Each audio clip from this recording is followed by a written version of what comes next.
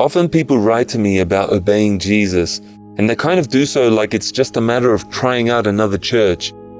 Not everybody, mind you. Most people recognize from the start that what I'm saying is going to seriously shake up a lot of people, including their closest friends and relatives. But I can usually pick it up just by listening closely to what anyone from this other group says when they first write to me. Kind of like, do you have a group in my neighborhood that I can join? The overall feel is that they are just mildly interested in a superficial change, more or less out of curiosity. Maybe they haven't heard that Jesus taught his followers to quit their jobs, sell all their possessions, and go into all the world preaching the gospel. But I think a lot of them have. That's the surprising thing. It's like they've heard it, and like they think it sounds like a lovely idea, but they still haven't seriously thought it through, considering what the implications might be. That whole thing about a group in my neighborhood, for example. Theoretically, we could be located a block away, but if you're really contemplating a life of obedience to Jesus, then going into all the world is not going to keep you in the neighborhood for long anyway, is it? In the neighborhood or in a nearby country would make little difference. The important thing is just to link up and get busy working for God with others who have been doing this for a few years now. However, this new brand of authentic disciple of Jesus is obviously going to be extremely rare in today's world, and so we need to be prepared to face considerable hardship just to be able to meet up. Many of these same people do not show signs of having considered how all their friends and relatives might react to such a radical change in their lifestyle either. Can you honestly imagine your parents saying, "Oh, dropping out of college, are you? Good work, son." Or "Good work, daughter." Or do you really imagine your pastor saying, "Leaving our church to go out on the streets preaching the teachings of Jesus, are you? Sounds wonderful. God bless you, brother or sister." Or do you really think your friends are going to say, "You sold everything you own?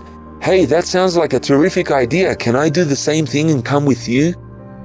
Jesus told his disciples to expect the exact opposite of this. He said that if we are not ashamed of what he actually taught, those who are closest to us will turn on us. They will hate us. They will accuse us of being crazy or demon-possessed, even report us to authorities in an effort to get us arrested. Just today, someone wrote and said he could not meet up with one of us because his sister had threatened to call the police if he did. My first thought was to laugh. Like, what could she possibly tell the police that would lead to him being arrested? Neither he nor we have broken any law. But then I remembered that we are getting closer every day to a time when it will literally be against the law to follow Jesus, to forsake all and live by faith. Even now, you just have to say, "My brother is running off with an extreme religious group," and suddenly all the rules change. People do treat us like criminals. And isn't that exactly what they did to Jesus?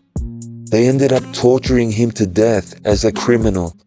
And he said that if people were going to react so dramatically to him and to what he was teaching, then they are certainly going to do the same thing or worse with us. But only when we start doing and teaching the same things that he did and taught. The problem is that people have never previously experienced or discovered the kind of faith that Jesus promoted. A faith that challenges so radically all the values of the world in which we live. You see, you can change churches, shift from believing in a pre-trib rapture to believing a post-trib rapture, or go off to Bible college, and people will hardly bat an eyelash at it. Okay, so you got religion and you changed churches, but it's not like you've done anything that is going to turn the whole world upside down. But when we start living like Jesus and his first disciples lived, we begin to hack at the very source of all evil in the world. We have found the answer, and it does not leave anyone untouched when word gets out. The news and the hate spreads like wildfire. How I wish I could get this through to people. Just how revolutionary the teachings of Jesus really are. They challenge the entire fabric of society. And if you are not prepared to lose everything, do you hear me? Everything. If you are not prepared to lose it all, including your own life, you may as well stop now and go back to where you left off in the churches. You see, the Creator of the universe has intervened in the course of human history with a message that is so radical that it is going to spread panic around the entire planet. The kind of panic that can cause people to do unbelievably cruel things. And this panic is starting to spread even now. Tongues are wagging. Lies are starting to pour out of the mouths of people in many different countries. Look at this verse from the 12th chapter of the Revelation. This is the chapter about a remnant of people in the last days who follow Jesus when all the rest of the world is following the Antichrist. It says in the 15th verse of that chapter that a flood comes out of the mouth of the devil. The devil is described as a great serpent in this chapter, and he will pour out a flood of lies against those of us who choose to put Jesus first. What we are experiencing at the moment is really just a trickle of lies from a few people who have been personally challenged by what we say and what we do. But there is coming a great flood of false accusations that will seek to justify literally killing us in order to save the world from hearing the radical, life-changing message of Jesus. That time is coming. Believe me, it's just an extension of what is happening in little ways now. And be sure that it will happen to you too if you should decide to leave your nets and follow Jesus with us.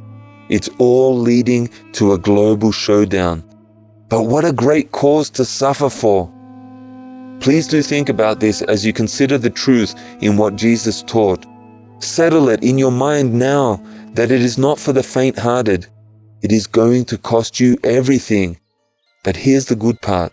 It's going to result in the most far-reaching, most radical, most wonderful life-changing events in the history of the human race.